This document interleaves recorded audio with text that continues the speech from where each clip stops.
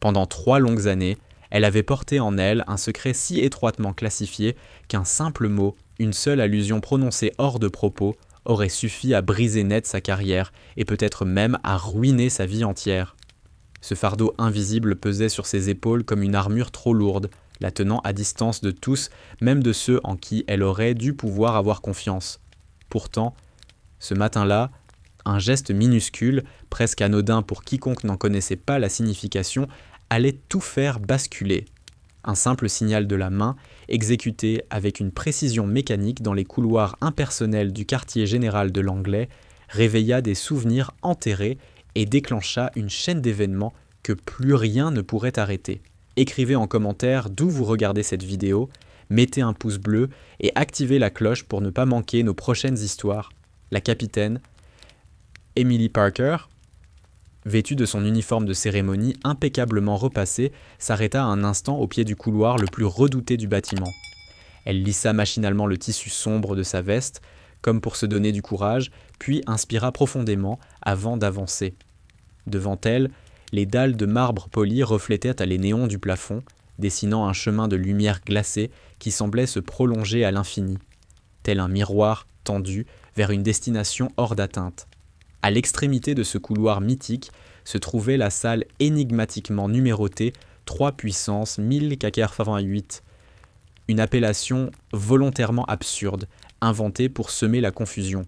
Là se tenait le bureau du général Richard Coleman, figure légendaire dont la réputation précédait toujours l'homme, comme le tonnerre annonce l'éclair. Emily avait entendu parler de lui bien avant ce jour. Dans les clubs d'officiers de San Diego, dans les cantines improvisées de bases perdues au Moyen-Orient, jusque dans les salles de repos glaciales d'Europe de l'Est, son nom circulait, chargé de crainte et d'admiration. Coleman représentait l'armée à l'ancienne, un vétéran de la guerre du Golfe qui avait commencé au plus bas de l'échelle, simple soldat anonyme, avant de gravir chaque échelon à la seule force de sa volonté et de son instinct. Devenu général respecté, mais redouté, il incarnait autant la discipline inflexible que l'art de surprendre ses subordonnés.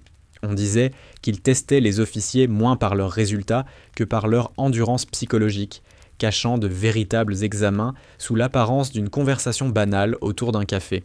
Certains le traitèrent de génie, d'autres de despote impitoyable. Emily, elle, avait toujours pensé qu'il était probablement les deux à la fois. Elle finit par s'arrêter devant une porte massive en chêne sombre. Sur la plaque de cuivre vissée au centre, une inscription sobre. General R. Coleman, Deputy Chief of Staff for Intelligence. Le bois exhalait une odeur ancienne, comme si chaque fibre portait encore la mémoire des secrets prononcés derrière cette barrière. Emily leva la main, hésita un instant, puis frappa 2 coups secs. Le bruit, amplifié par le silence du couloir, résonna comme le battement d'un marteau sur l'acier. « Entrez !» La voix qui répondit, grave, rocailleuse, venait de l'intérieur. Emily poussa la porte et pénétra dans le bureau. Tout correspondait à l'image qu'elle s'était forgée, des murs recouverts de décorations militaires, des photographies encadrées montrant Coleman aux côtés de présidents successifs, de chefs d'État étrangers, de figures politiques au sourire crispé. Mais ce qui attirait irrésistiblement l'attention, c'était l'immense bureau en acajou occupant le centre de la pièce, semblable à un porte-avions échoué dans un port trop étroit. Derrière, assis avec la sérénité d'un homme habitué à dominer chaque situation, se trouvait le général. Dans la soixantaine avancée, ses cheveux gris acier taillés courts encadraient un visage marqué par le temps et par la guerre. Ses yeux, d'un bleu métallique, passaient rapidement d'un détail à l'autre comme un scanner, notant la moindre imperfection de l'uniforme d'Emily, la façon dont elle tenait son sac jusqu'à la tension à peine perceptible de ses épaules. « Capitaine Parker », déclara-t-il, sans relever immédiatement la tête de son dossier. Sa voix avait l'assurance tranquille de ceux qui n'ont jamais besoin de hausser le ton pour être obéis. Annapolis, promotion classée dans le top 5%, officier du renseignement, affectation en Libye et en Somalie. Il tourna une page, ses doigts rugueux, froissant légèrement le papier. Intéressant, des sites classifiés, non spécifiés dans ce dossier. Enfin, il leva les yeux et les planta dans ceux d'Emily. « Asseyez-vous. » Elle s'installa dans le fauteuil de cuir qui lui faisait face, Le siège semblait vouloir l'engloutir, mais elle garda le dos droit, les mains posées avec une précision militaire sur ses genoux. Coleman continua de parcourir son dossier, ponctuant sa lecture de petits grognements approbateurs ou de brefs murmures d'intérêt.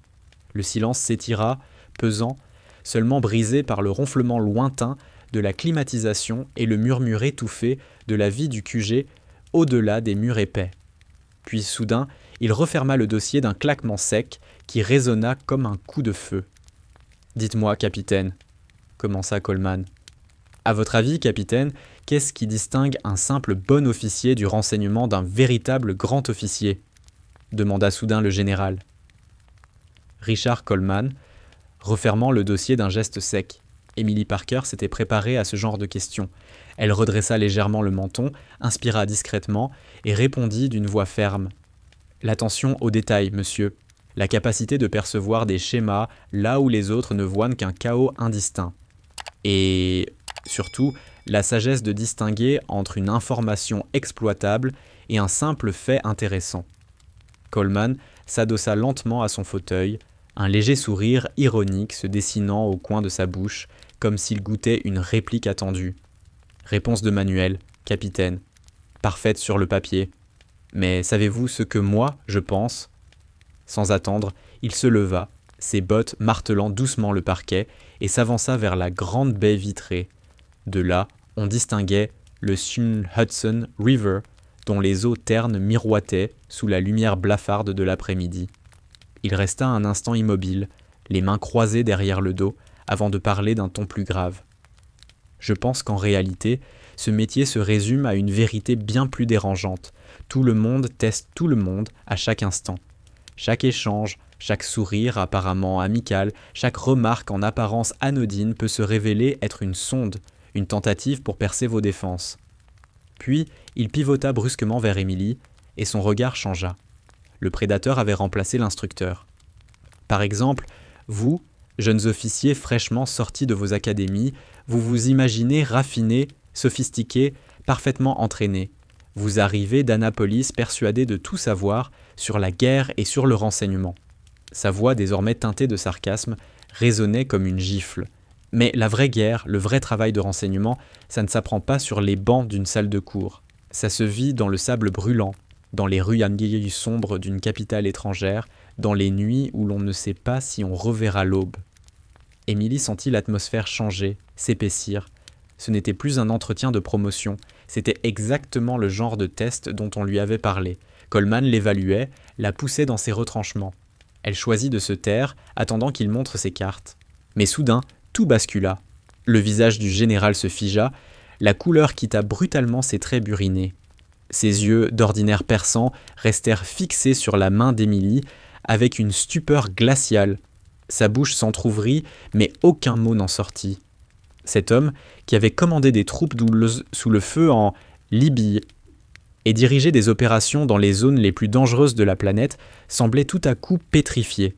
« Capitaine Parker » murmura-t-il enfin, d'une voix à peine audible. « Par tous les saints, comment connaissez-vous ce signal ?»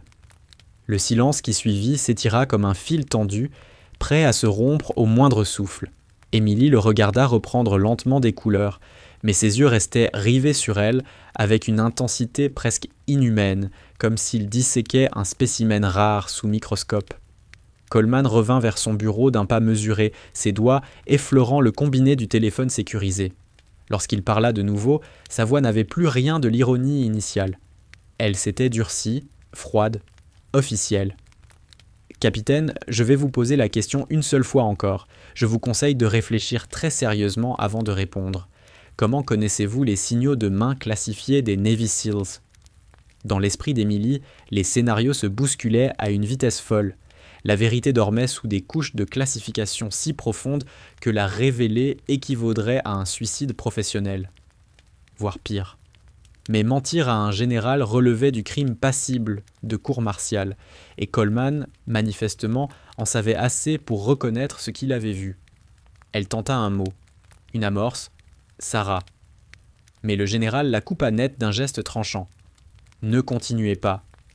Il saisit le téléphone crypté, composa 3 chiffres et déclara d'une voix glaciale « Ici, Coleman ». Envoyez une équipe de sécurité immédiatement dans mon bureau. Protocole de confinement total. De nouveau, son visage perdit toute couleur, comme s'il venait d'apercevoir un fantôme. Pour un homme qui avait affronté les tirs ennemis dans le désert somalien, cette réaction tenait du surnaturel. « Capitaine Parker », répéta-t-il à voix basse, la gorge nouée. « Comment, au nom de Dieu, connaissez-vous ce signal ?» Le silence reprit, interminable, lourd comme du plomb. Émilie soutint son regard, sachant que chaque seconde creusait un peu plus le fossé où elle risquait de tomber. Finalement, Coleman raccrocha et revint vers elle. « Capitaine Parker, vous ne quitterez pas cette pièce et vous ne parlerez à personne tant que cette affaire n'aura pas été tirée au clair. C'est compris ?» Ce fut le début d'un calvaire.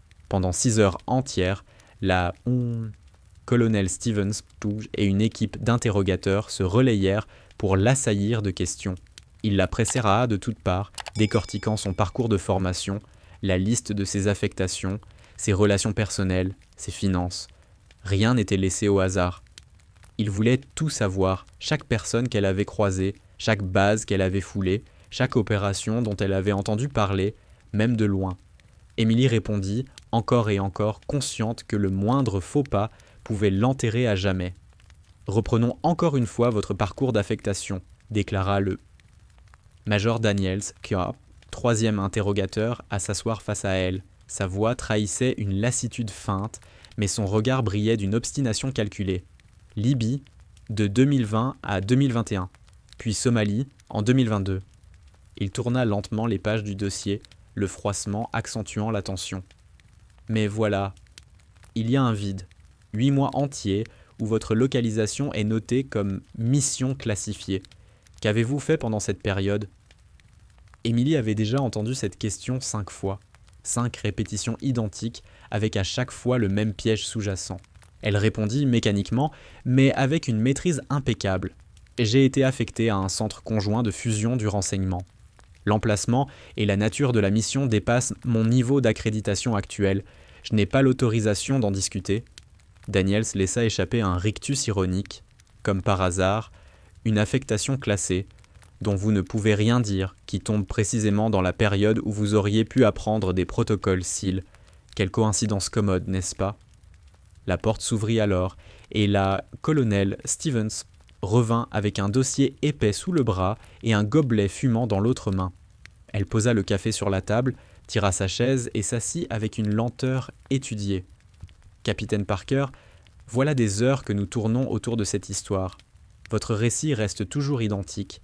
Cela peut traduire une constance remarquable ou une préparation soigneusement calculée. » Elle ouvrit le dossier d'un geste sec et reprit « Mais il y a un détail troublant. Nous avons contacté tous les centres de fusion du renseignement qui fonctionnaient au cours de votre supposée affectation. Aucun ne garde la moindre trace de votre présence. » Émilie comprit aussitôt la stratégie. Il voulait la briser par l'épuisement et la répétition. C'était une technique classique, poser inlassablement les mêmes questions jusqu'à ce que le sujet, vidé, commette une erreur ou se contredise. « Essayons autre chose », proposa Stevens en s'adossant, le ton faussement détendu. Elle croisa les jambes, se mit à jouer distraitement avec son stylo. « Capitaine, je vais être direct. Vous cachez quelque chose. La seule question est, le cachez-vous parce que vous trahissez votre pays ou parce que vous protégez une mission légitime dont on vous a ordonné de taire l'existence ?»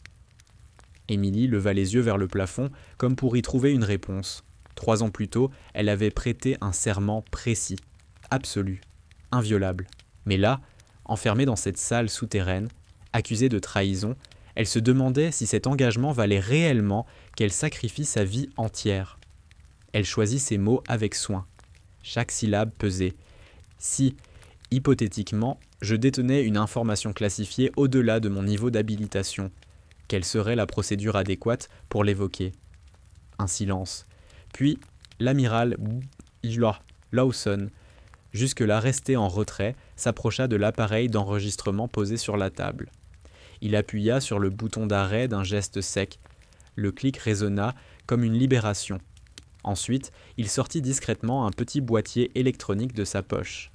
L'appareil s'alluma, émettant un bourdonnement à peine perceptible. Un brouilleur de signaux, destiné à neutraliser toute écoute clandestine. Il s'installa face à Emily, ses yeux perçant les siens. Capitaine Emily Parker, ou devrais-je plutôt dire journaliste, Rachel Turner, correspondante pour la American News Network. Les larmes qu'elle avait refoulées durant 6 heures d'interrogatoire montèrent enfin, prêtes à jaillir. « Amiral, je ne savais pas si vous vous en rappelleriez. » Lawson émit un rire bref, sans la moindre trace d'humour. « Rappelez, capitaine, ce que vous avez fait au Yémen. Est gravé en moi comme une brûlure au fer rouge. La vraie question est, comment diable vous êtes-vous retrouvé enfermé dans une salle d'interrogatoire, ici, au QG de l'Anglais ?» Emily raconta tout. Sa rencontre avec le général Coleman, le signal qu'elle avait utilisé, la réaction de stupeur, l'enquête lancée aussitôt. Pendant qu'elle parlait, le visage de Lawson s'assombrissait. Sa mâchoire se crispait, son regard se durcissait, au point qu'il semblait lutter pour contenir sa colère. « Ces imbéciles !»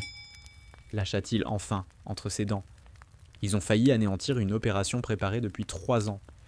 Il se renversa dans son fauteuil, les bras croisés, et observa longuement Emily, comme pour s'assurer qu'elle ne cachait rien. « J'ai besoin de savoir, capitaine, leur avez-vous parlé du Yémen ?» Emily secoua la tête, la voix claire malgré la fatigue. « Rien, monsieur, j'ai respecté la sécurité opérationnelle à la lettre, comme on me l'avait ordonné. » Lawson hocha lentement la tête, son regard enfin adouci d'une lueur d'approbation. « Bien, parce que ce que je vais vous révéler maintenant ne doit jamais franchir les murs de cette pièce. Et après cette nuit, il se peut que nous ne puissions plus jamais en reparler. » La voix de l'amiral Lawson s'était faite grave, presque solennelle. « Le chef d'équipe Ramirez disait que vous étiez l'élève la plus rapide qu'il ait jamais formée, poursuivit-il. Au bout d'1 semaine seulement, vous communiquiez avec son unité, comme si vous aviez servi ensemble depuis des années. » Emily esquissa un sourire malgré elle. Elle se revit aux côtés du Chief Petty Officer David Ramirez Kitching, ce vétéran rugueux originaire du Texas. Au départ, il avait refusé de lui adresser la parole autrement que pour des consignes opérationnelles, persuadé qu'une analyste parachutée n'avait rien à faire sur le terrain. Mais à mesure que la mission avançait, son regard s'était adouci. À la fin, il l'appelait Doc avec un respect bourru et la traitait comme une véritable membre de son équipe. L'insertion s'est déroulée sans accroc, reprit Lawson, adoptant le ton méthodique d'un rapport d'après-action. Vous avez établi un contact avec la cellule terroriste en moins de 48 heures. Vous avez gagné leur confiance et commencé à nous transmettre des renseignements précieux sur leur projet d'attaque. 3 semaines entières, tout s'est déroulé comme prévu. Emily revit pourtant le jour où tout avait basculé. Le matin où, en franchissant la porte de la planque, elle avait trouvé la maison vide.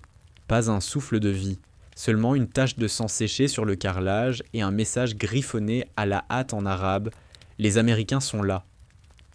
En réalité, continua Lawson, ils savaient tout depuis le début.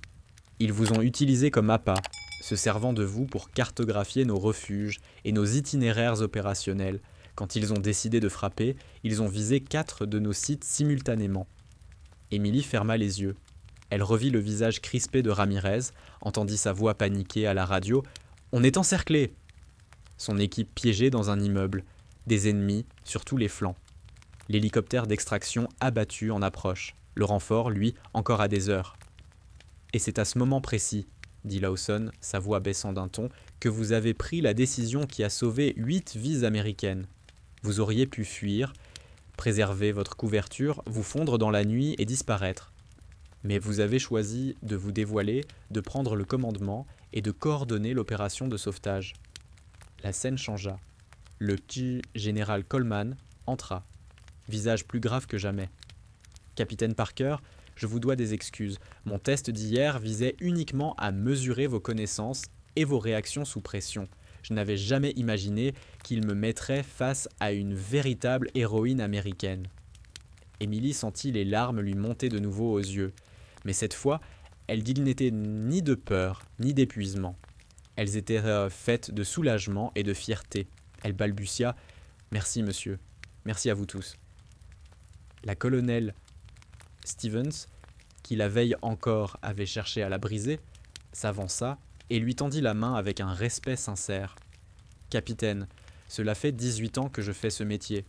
Je n'ai jamais vu une sécurité opérationnelle tenue avec autant de rigueur, sous une telle pression.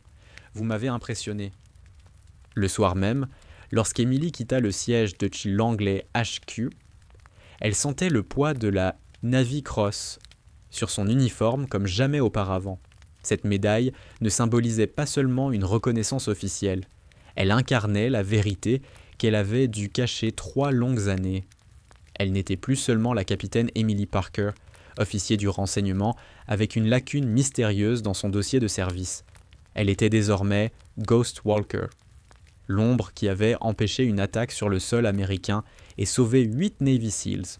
Le soleil couchant allongeait les ombres sur le Hudson River, tandis qu'elle rejoignait sa voiture.